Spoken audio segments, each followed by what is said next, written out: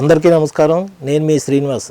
ఒక జర్నలిస్ట్గా ఎన్నో సామాజిక సమస్యలపై పోరాడడం, అతి ముఖ్యమైన విజయవాడ హైదరాబాద్ జాతీయ రహదారిపై పోరాడి కొన్ని వేల లక్షల మంది ప్రాణాలని కాపాడాం. ఇవన్నీ మీకు తెలియాలంటే ఇదే మీ జర్నలిస్ట్ ఛానల్లో ఇన్స్పిరేషన్ ఆఫ్ జర్నలిజం అని ఉంటుంది. అది క్లిక్ చేయండి, సరదాగా చూడండి. ఎప్పుడైనా సరే జర్నలిజంలో బిహైండ్ ద సీన్స్ ఎలా ఉంటాయి, ఆ చీకటి రాత్రుల్లో రాసే వార్తలు ఎలా ఉంటాయి, ఆ డెస్క్లో జరిగే సంఘటనలు ఎలా ఉంటాయి అన్నది మీకు ఆ ఛానల్లో చూస్తే మీకు అర్థమవుతుంది. ఇంకా రెండో ఫేజ్కి వస్తే విజయోస్తని వ్యక్తిత్వ వికాస పుస్తకం రాశాను. ఆ తర్వాత రామాయణాన్ని ప్రయాణం అనే పేరుతో రాశాను.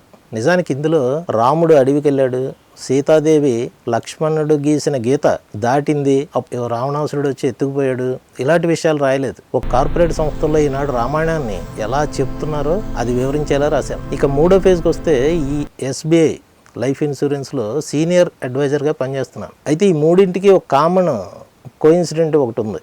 అదేంటంటే, నేను జర్నలిస్ట్గా రాసేటప్పుడు ఎందుకురా ఇవన్నీను, ఎందుకు రిస్క్ తీసుకుంటావని అనేవారు. రెండోది, ఈ పుస్తకాలు రాస్తుంటే ఎవడు చదువుతున్నాడు రా అని అనేవారు.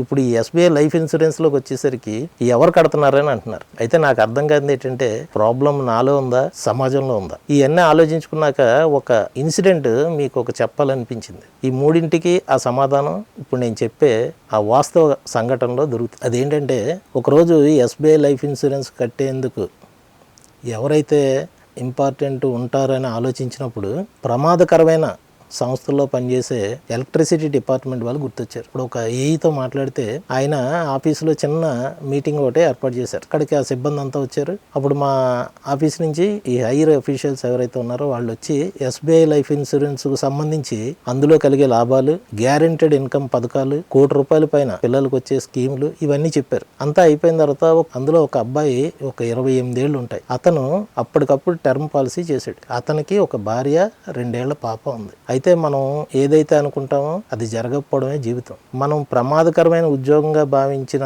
ఆ ఎలక్ట్రిసిటీ డిపార్ట్మెంట్ నుంచి ఏదైతే ఉందో అక్కడ అబ్బాయికి ప్రమాదం జరగలేదు. రోడ్డు మీద వెళ్తుండగా ఒక స్కూటర్ ప్రమాదం జరిగింది. ఈ విషయం తెలిసి హడావుడిగా తోటి సహచరులు పరిగెత్తుకొని వెళ్ళారు. అప్పుడు ఆ అబ్బాయి చివరి క్షణాల్లో ఉన్నాడు. అతను చెప్పిన మాట ఏంటంటే, తన భార్య గురించి కానీ తన చిన్నారి పాప గురించి కానీ చెప్పలేదు. నేను మరణించిన సంగతి SBI వాళ్ళకి తెలియజేయండి అని చెప్పి కన్నుమూసాడు. ఆ విషయం మాకు తెలిసింది. వెంటనే మేము ఆ కుటుంబానికి ₹25 లక్షల చెక్ని అందించాం. ఆ క్షణం వారి కళ్ళల్లో కనిపించిన ఆనందాన్ని ఎప్పటికీ మర్చిపోలేం. ఇది కదా సంతృప్తి అంటే. జీవితానికి ఇంకేం కావాలి? ఇదే కదా సంతృప్తి. కమిషన్లు, కాకరకాయలు ఇవన్నీ పక్కన పెట్టండి. ఈ ఇన్సూరెన్స్ ఎందుకు? మాకోసమా, మీకోసమా? మేము చెప్పేది ఎందుకు? మాకోసమా, మీకోసమా? పొద్దున్నుంచి ఫోన్లు పట్టుకొని, బ్యాగులు పట్టుకొని, బళ్ళు వేసుకొని అందరి దగ్గరికి వెళ్ళి నిల్చునేది ఎందుకు? మాకోసమా, మీకోసమా? ఒక క్షణం ఆలోచించండి. ఎవరి జీవితం ఎవరి చేతుల్లోనే లేదు. ఏ క్షణం ఎప్పుడు ఏమవుతుందో తెలియదు. ఉదయం ఇంటి దగ్గర నుంచి బయలుదేరి తిరిగి క్షేమంగా ఇంటికి చేరుతామని గ్యారంటీ లేని రోజులు. అందుకని ప్రతి ఒక్కరూ మీ గురించి ఆలోచించండి, మీ కుటుంబం గురించి ఆలోచించండి, మీ భార్య పిల్లల గురించి ఆలోచించండి. ఎవరైనా ఇన్సూరెన్స్ గురించి చెప్తే ఆహ్వానించండి. ఎందుకంటే సంవత్సరం కూడా ప్లాన్లు మారిపోతున్నాయి. మీరు ఇప్పుడు వేరే ఏదో నేను కట్టాను, ఇది కట్టాను, అది కట్టాను అంటే కట్టచ్చు, కానీ అంతకన్నా మంచివి వస్తున్నాయి. మీ ఆర్థిక స్తోమతను బట్టి, మీ భవిష్యత్ అవసరాలను బట్టి ఇన్సూరెన్స్ని కట్టండి. ఇది ఏంటంటే నేను చెప్పేది ఒక సంతృప్తి. ఆ రోజు కొన్ని వందల వేల మంది ప్రాణాలని కాపాడాం ఆ రోడ్డు వేసి.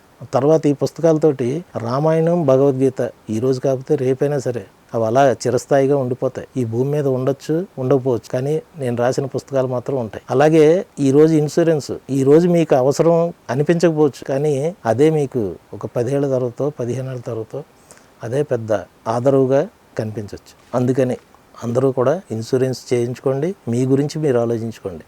Thank you.